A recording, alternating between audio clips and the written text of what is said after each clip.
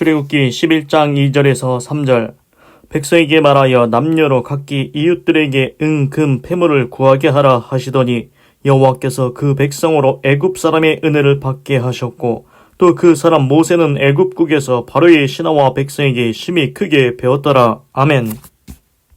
그래서 이제 어제는 여호와께서 모세에게 이르시기를 내가 이제 한 가지 재앙을 바로와 애굽에 내린 후에야 그가 너희를 여기서 보낼지라. 그가 너희를 보낼 때는 여기서 정령 다 쫓아내리니.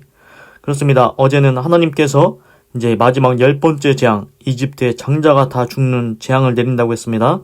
그 재앙을 내린 후에야 이집트 바로왕이 이제 너무 이제 자기가 거시기 하니까 이스라엘 백성 너희를 완전히 다 쫓아낼 거다. 이제 내보내는 게 아니고 쫓아낼 거라고, 이제 너희들 나가라고 그렇게 할 거라고 이제 모세한테 알려주셨습니다. 2절. 백성에게 말하여 남녀로 각기 이웃들에게 은금 패물을 구하게 하라 하시더니. 그렇습니다. 하나님께서 모세한테 또 이렇게 얘기해 주십니다.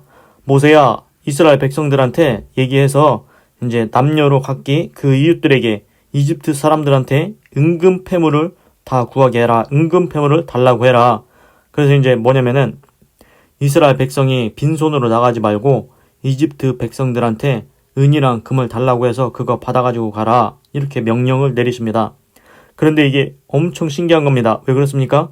그 창세기에서 아브라함한테 하나님께서 이제 아브라함이 하나님께 번제를 드리고 제사를 드릴 때 하나님께서 이제 말씀해 주셨지 않습니까? 너희 자손들이 400년 동안 이방에서 나그네같이 노예같이 지내다가 그 후에 큰 재물을 이끌고 나올 것이다. 그렇습니다. 하나님께서 아브라함한테 알려주신 게 뭡니까? 400년 동안 종노릇 하다가 큰 재물을 이끌고 나온다. 그렇습니다. 지금 보십시오. 이제는 출애굽기 11장 2절에서 하나님께서 은금을 이집트 백성한테 달라고 하라고 했습니다. 그렇습니다. 큰 재물을 이끌고 나온다. 그 말씀이 지금 여기서 이루어지고 있습니다. 그래서 그 구약 성경에서 이런 말이 있다고 했지 않습니까? 너희들 진짜 신이면은 예언도 해보고 그것을 성취해봐라. 진짜 신이 아니면은 예언도 못하고 성취도 못한다는 것입니다. 그런데 지금 어떻게 하십니까? 하나님께서 예언하신 것, 너희들 이스라엘 백성들이 그 이방 땅에서 400년 동안 노예 생활하다가 큰 재물을 이끌고 나온다. 큰 재물을 이끌고 나온다고 했지 않습니까? 그것을 성취해야 되지 않습니까? 예언을 했으니 성취해야 되니까 하나님께서 오늘 출애굽기에서 모세한테 명령을 내리십니다. 이스라엘 백성들한테, 이집트 사람들한테 가서 은이랑 금을 다 달라고 해라. 그리고 그것을 가지고 나가면 된다. 너희들 빈손으로 나가면 안 된다. 이렇게 하신 겁니다. 그렇습니다. 하나님은 예언하신 것, 그것을 지어서 성취하십니다. 이를 행하시는 여호와 하나님, 이를 성취하시는 하나님이라고 했습니다. 하나님께서는 말씀하신 것 반드시 이루십니다. 예언하시고 이루시는 분은 오직 전능하신 하나님밖에 없습니다. 세상에 있는 다른 신들은 그것 못합니다. 예언도 못합니다. 성취도 못합니다. 오직 하나님만이 진짜 신이기 때문에 그렇게 할 수 있는 것입니다. 그리고 우리가 여기서 또 알 수 있는 건 뭐냐면은 하나님께서 이스라엘 백성이 빈손으로 쫓겨나지 않게 하십니다. 그렇습니다. 이집트 바로왕은 이스라엘 백성을 빈손으로 내쫓으려고 합니다. 너희들 아무것도 가지고 가지 마라. 니네 가축 다 내 거다. 막 이렇게 하지 않습니까? 그런데도 불구하고 하나님께서 이스라엘 백성 빈손으로 내보내지 않습니다. 은금을 가져가게 하십니다. 재물을 취해서 가져가게 하십니다. 그렇습니다. 하나님과 함께하면은 하나님께서 어디서든지 복을 주십니다. 근데 이제 우리나라 말에 이런 말이 있습니다. 이제 가다가 돌뿌리에 넘어져서 이제 앞에 코가 깨진다. 이런 말 있지 않습니까? 그런데 하나님을 믿으면은 이런 게 됩니다. 돌뿌리에 걸려서 넘어졌어도 그 앞에 돈이 떨어져 있는 겁니다. 그 어려운 상황에서도 복을 받게 되는 겁니다. 3절. 여호와께서 그 백성으로 애굽 사람의 은혜를 받게 하셨고 또 그 사람 모세는 애굽국에서 바로의 신하와 백성에게 심히 크게 비었더라. 그래서 이제 하나님께서 그 이스라엘 백성으로 이집트 사람의 은혜를 받게 하셨다고 했습니다. 그렇습니다. 희한하게 이집트 사람들이 이제 이스라엘 백성들이 우리 은이랑 금 좀 주세요. 이렇게 하니까 이집트 백성들이 그 은혜를 베풉니다. 자기도 모르게 그 마음이 생깁니다. 아, 이스라엘 백성들한테 우리가 은이랑 금이라도 챙겨줘야겠다. 이렇게 해서 이제 이스라엘 백성들이 은과 금을 다 받게 되는 것입니다.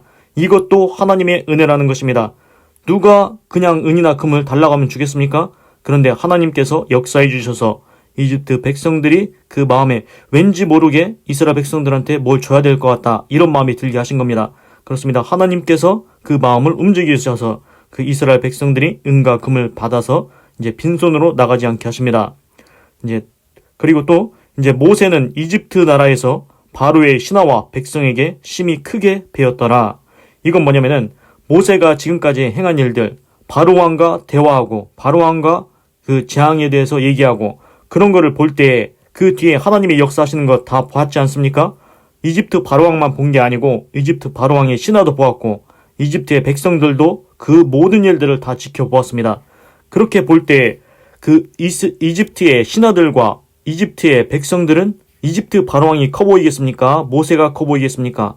모세가 더 크게 보이는 것입니다. 그 뒤에 계시는 하나님의 능력을 보았기 때문에 모세 저 사람은 진짜 뭔가 있는 사람 같다. 그렇게 해서 이제 이스라엘 백성이 아닌 이집트 백성들도 모세를 이제 크게 여기는 것입니다. 크게 생각하는 것입니다. 저 사람은 보통 사람이 아니야. 저 사람은 뭔가 있어. 이렇게 생각하는 겁니다.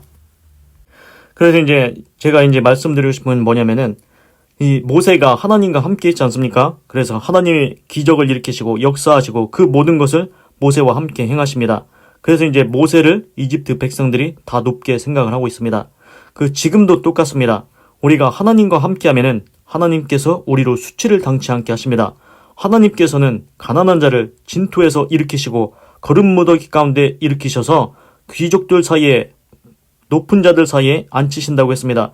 그렇습니다. 하나님과 함께 하면은 아무리 낮은 자라도 하나님께서 다시 세워주십니다. 다시 회복시켜주십니다. 다시 높여주십니다. 그래서 존귀한 자들 사이에 서게 하십니다. 그렇습니다. 우리가 하나님과 함께 하면은 손해보는 게 아닙니다. 하나님과 함께 하면은 모세가 어떻게 됐습니까? 이집트 바로왕의 신하와 그 백성들도 모세를 인정하게 된다는 것입니다. 저 사람 하나님이 함께 하시지. 진짜 저 사람은 뭔가 있어. 이렇게 생각을 하는 겁니다. 그래서 이제 제가 생각할 때는 하나님과 함께 하면은 우리가 어디를 가도 수치를 당치 않습니다. 하나님께서 하나님의 자녀가 하나님의 아들이 그 세상에 살면서 빌빌대면서 밑에서 이렇게 거시기 하면서 살기를 원하시겠습니까? 그렇지 않습니다. 하나님은 하나님의 자녀를 높여주시기 원합니다. 하나님께서는 그런 인자와 긍휼을 베풀기 원하십니다. 그런데 이제 여기서 또 이제 알아야 될 것은 이제 교만하면 안 됩니다. 하나님께서는 교만한 자를 물리치시고 겸손한 자에게 은혜를 베푸신다고 했습니다. 하나님께서 나를 도와준다고 해서 나에게 은혜를 베푸신다고 해서 내가 교만하고 다니면은 하나님께서 물리치신다고 했습니다. 하나님 앞에는 항상 겸손해야 되겠습니다. 그래서 이제 창세기에서도 아브라함을 보면은 아브라함아 너는 본토 친척 내 아비 집을 떠나 내가 내게 지시할 땅으로 가라. 거기서 내가 너를 창대하게 하리니 너는 복의 근원이 될지라. 너를 축복하는 자를 축복하고 너를 저주하는 자를 저주할지라. 이렇게 하나님께서 약속했지 않습니까?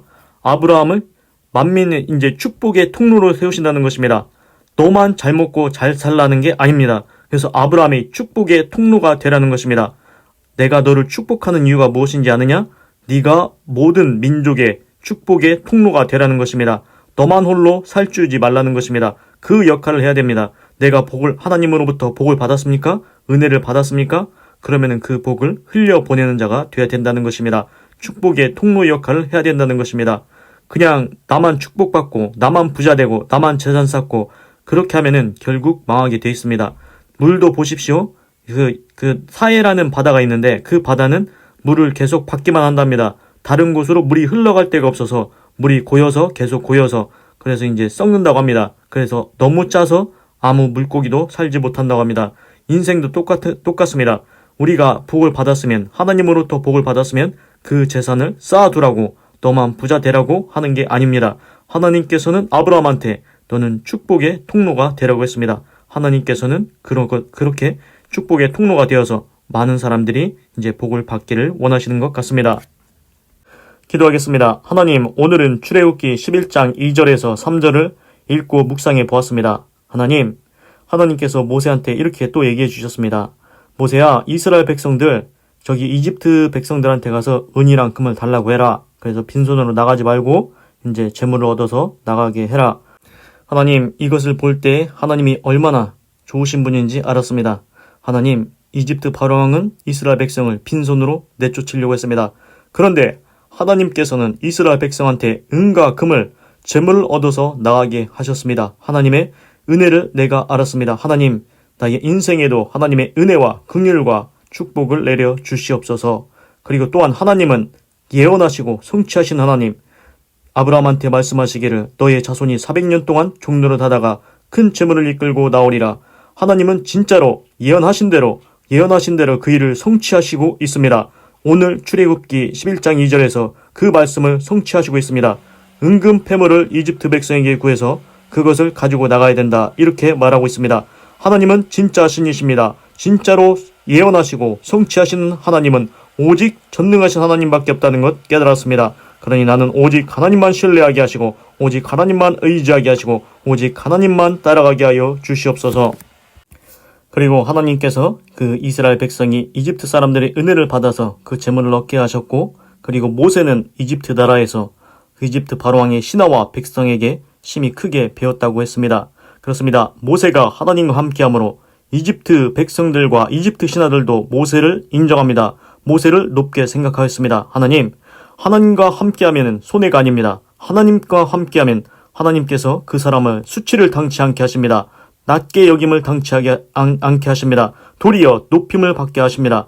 하나님과 함께하면 저 사람 아무도 못 건듭니다. 하나님과 함께하면 저 사람 뭔가 있는 것 같습니다. 그렇습니다. 하나님과 함께하면 절대 수치를 당치 않게 하십니다. 도리어 모세와 같이 하나님께서 높여주신다는 것 알았습니다. 하나님, 그러하니 나도 평생에 하나님만 섬기고 사랑하며 하나님만 따라가며 살아가게 하시고 인생을 살아가는 동안에 수치를 당치 아니하게 하시고 도리어 높게 여김을 받게 하여 주시옵소서. 하나님 감사합니다. 사랑합니다. 찬양합니다. 주님 홀로 영광 받으소서. 사랑이 많으신 예수님의 이름으로 기도드립니다. 아멘.